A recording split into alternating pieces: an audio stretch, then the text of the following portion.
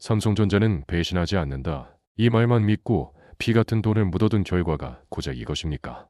2026년 코스피 지수가 역사적인 고점인 이후 시행령 경포인트를 찍었습니다. 하지만 여러분의 계좌는 어떻습니까? 지수는 사상 최고라는데 왜 개인 투자자들의 지갑은 여전히 텅 비어 있을까요? 그건 여러분의 잘못이 아닙니다. 대한민국 기업들이 주주를 동반자가 아닌 돈 빌려주는 거수기로 취급하기 때문입니다. 알짜 사업만 쏙 빼서 따로 상장시키는 쪼개기 상장, 주주보다 총수일가를 먼저 챙기는 지배구조. 기업은 부자가 되는데 주주는 가난해지는 기괴한 나라. 이것이 바로 코리아 디스카운트의 민낯입니다. 이제 똑똑한 청년들은 더 이상 참지 않습니다. 국장 탈출은 지능순이라는 말이 유행처럼 번지며 수조 원의 자금이 미국으로, 그리고 디지털 금리라 불리는 암호화폐로 탈출하고 있습니다. 이것은 투기가 아닙니다. 나를 지켜주지 않는 시스템에서 벗어나기 위한 마지막 생존 투쟁입니다. 오늘 우리는 왜 여러분이 당장 국내 주식 시장을 떠나야 하는지, 2026년의 새로운 부의 지도는 어디를 향하고 있는지 그 잔혹한 진실을 파헤쳐 보겠습니다. 삼성전자는 배신하지 않는다. 이 말만 믿고 피 같은 돈을 묻어둔 결과가 고작 이것입니까?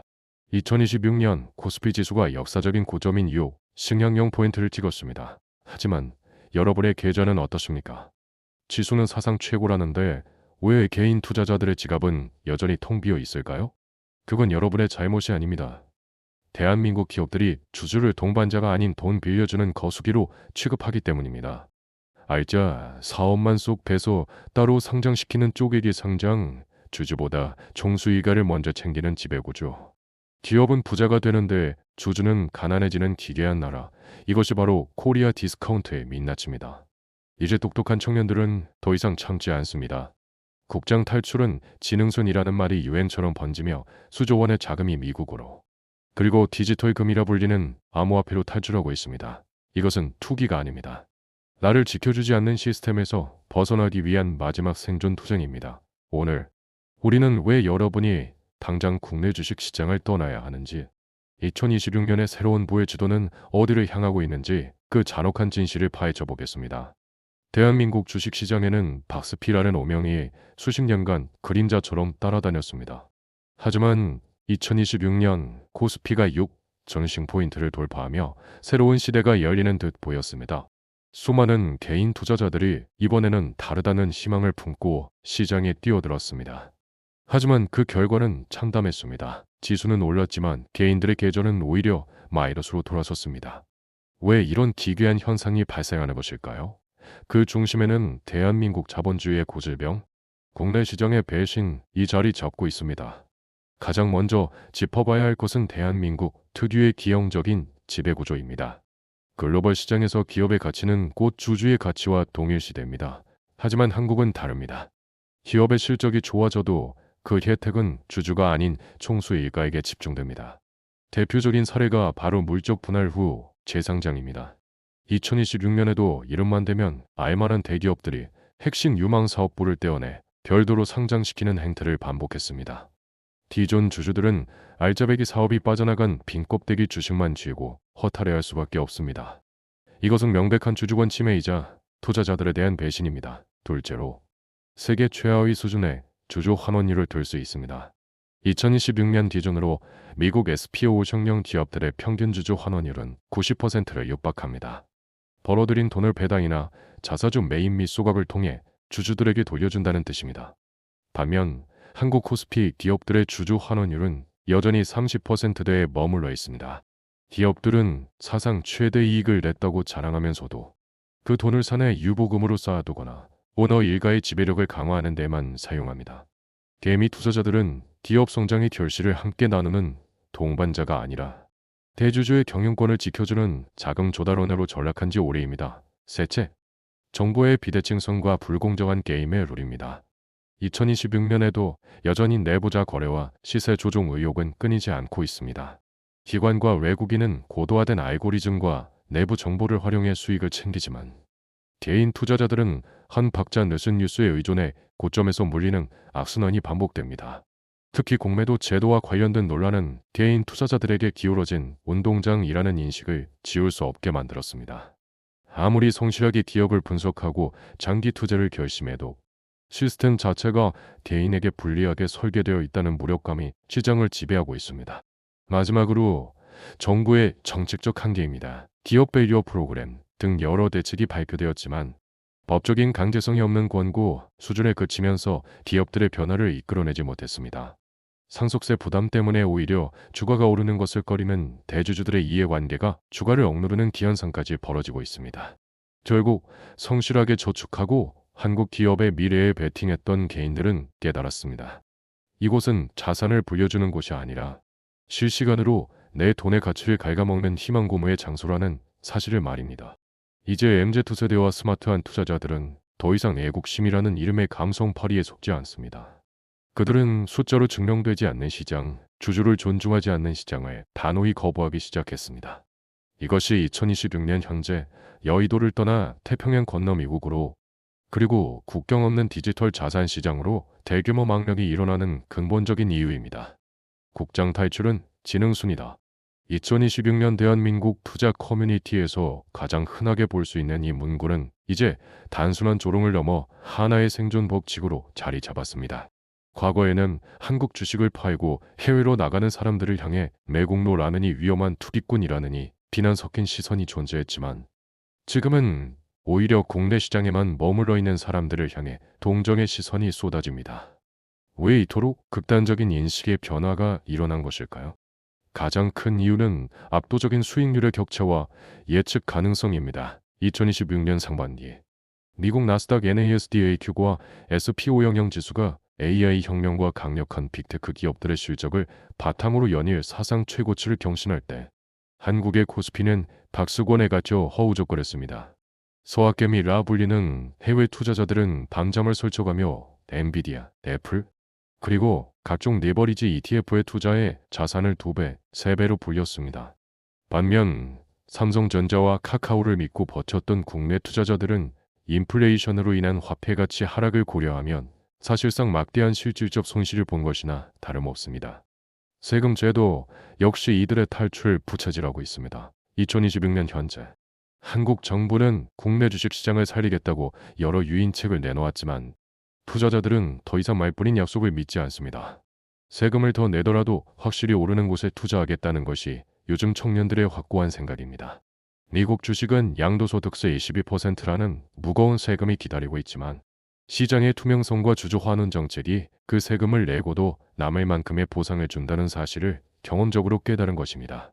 미국 기업은 주가가 떨어지면 CEO가 사과하고 자사주를 매입해 소각하며 주가를 방어하지만 한국 기업은 주가가 떨어지는 것을 오너 일가의 승계 작업에 유리한 기회로 삼는다는 냉소적인 비판이 이제는 거부할 수 없는 상식이 되었습니다. 특히 2026년에는 정부의 민주화와 AI 기술의 발전 이 투자 지형을 완전히 바꾸어 놓았습니다. 이제 스마트폰 하나면 실시간으로 번역된 미국 기업의 공시 자료와 월스트리트 현지 분석가들의 리포트를 손쉽게 읽을 수 있습니다. 과거처럼 언어의 장벽 때문에 정보에서 소외되던 시대가 아닙니다. 오히려 한국의 불투명한 공시 시스템보다 미국의 투명한 룰을 따르는 것이 훨씬 더 안전하다는 인식이 대세가 되었습니다. 서학개미들은 이제 미국 국채부터 배당주, 하이테크 성장주까지 자신들만의 포트폴리오를 구축하며 글로벌 자산가로 거듭나고 있습니다.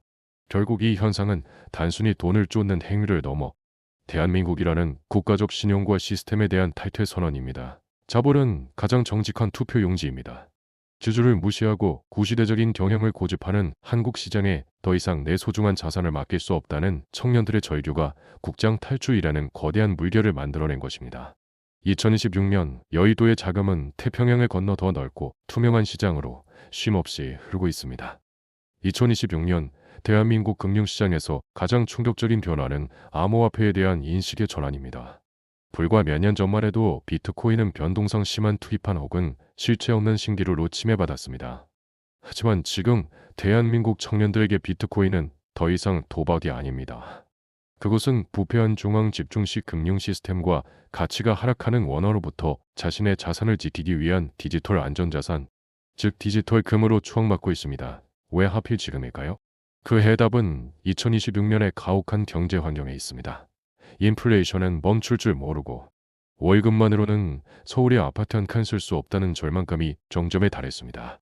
이때 대안으로 떠오른 것이 바로 국경 없는 자산인 비트코인입니다. 2026년 한국 정부는 암호화폐를 제도권 안으로 편입시켰고 대형 은행들은 앞다투어 가상자산 수탁 서비스를 시작했습니다. 이제 비트코인은 기관 투자자들의 포트폴리오에서 빠질 수 없는 핵심 자산이 되었으며 이는 개인 투자자들에게 이 시장은 더 이상 사라지지 않는다는 강력한 신뢰를 주었습니다. 특히 주목해야 할 점은 실물 자산의 토큰화 RWA 열풍입니다. 과거에는 수십억 원이 있어야 투자할 수 있었던 강남의 빌딩이나 희귀한 미술품들이 이제는 블록체인 기술을 통해 소수점 단위로 쪼개져 거래됩니다. 2026년에 젊은 투자자들은 주식시장에서 느꼈던 배신감을 뒤로하고 투명한 스마트 컨트랙트를 통해 운영되는 디지털 자산 시장으로 대거 이동했습니다. 여기에는 대주주의 횡포도 불투명한 물적 분할도 존재하지 않습니다.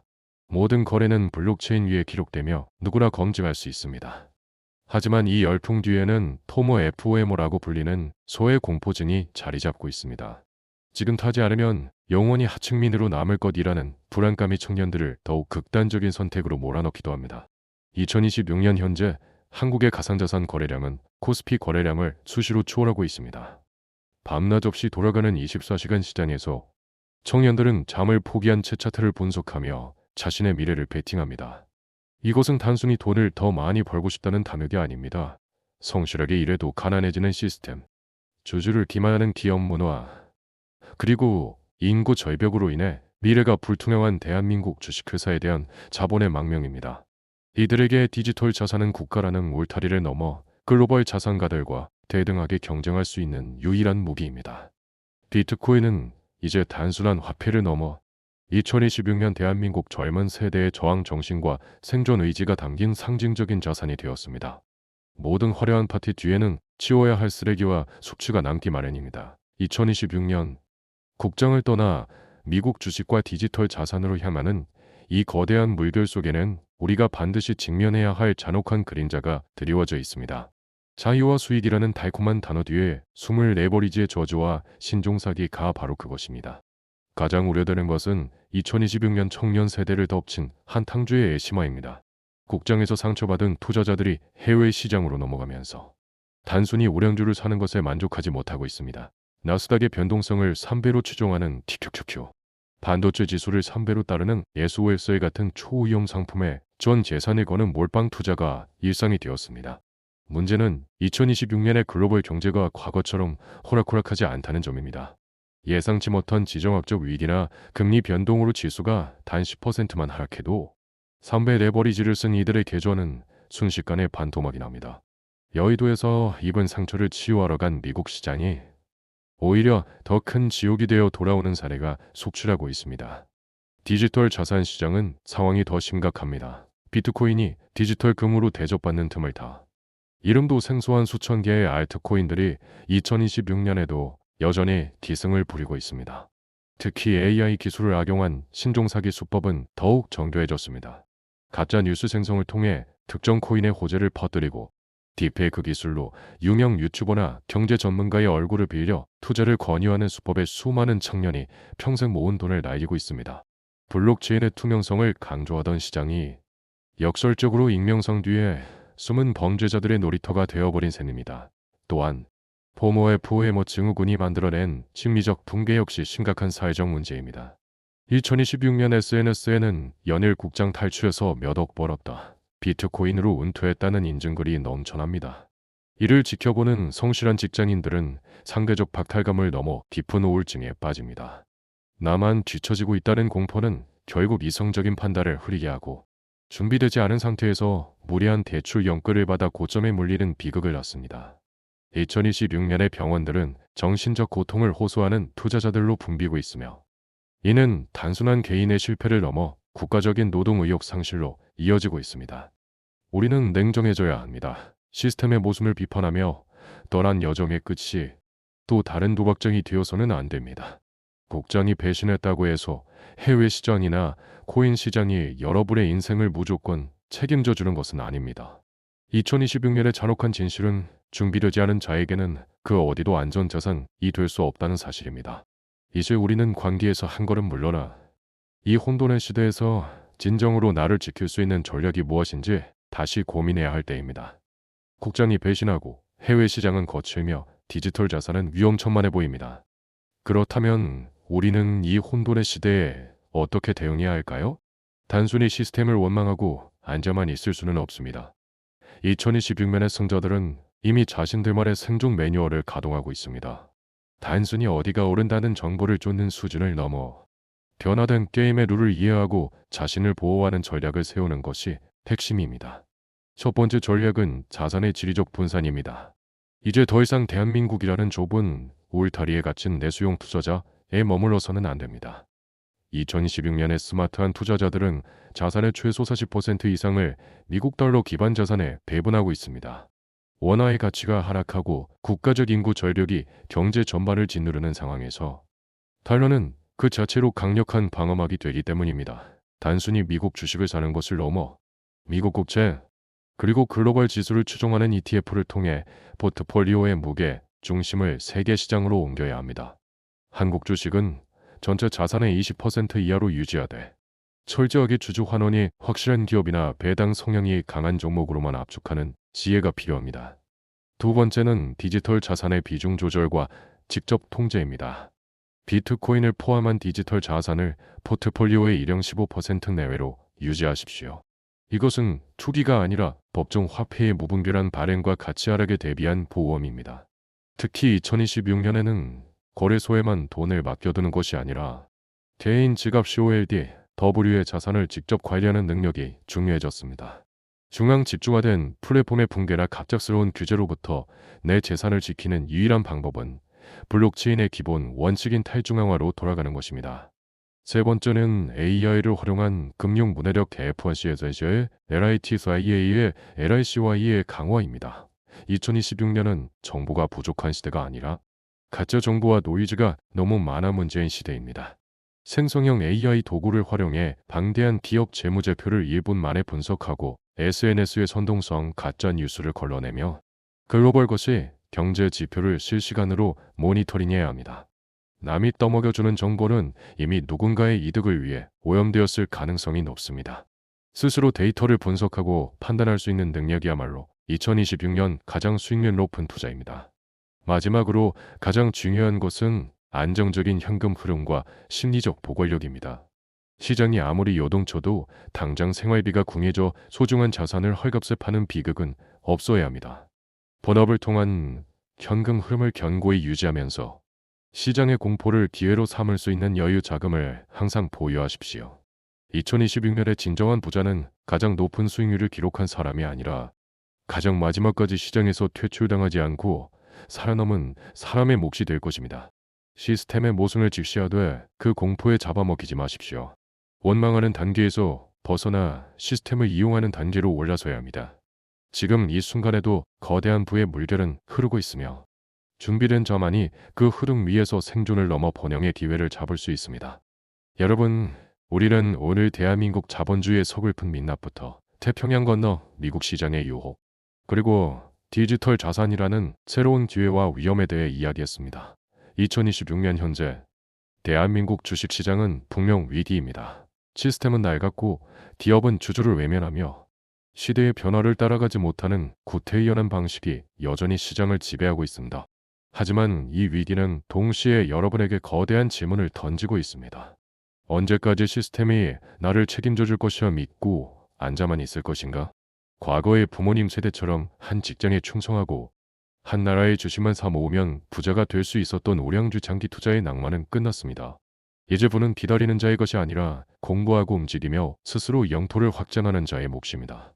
국장을 떠나 미국으로 향하고 비트코인에 투자하는 이 거대한 흐름은 결코 일시적인 유행이 아닙니다.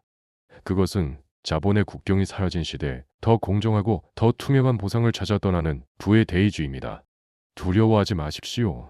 처음으로 해외 계좌를 개설하고 처음으로 디지털 지갑을 만드는 그 과정이 낯설고 두려울 수 있습니다.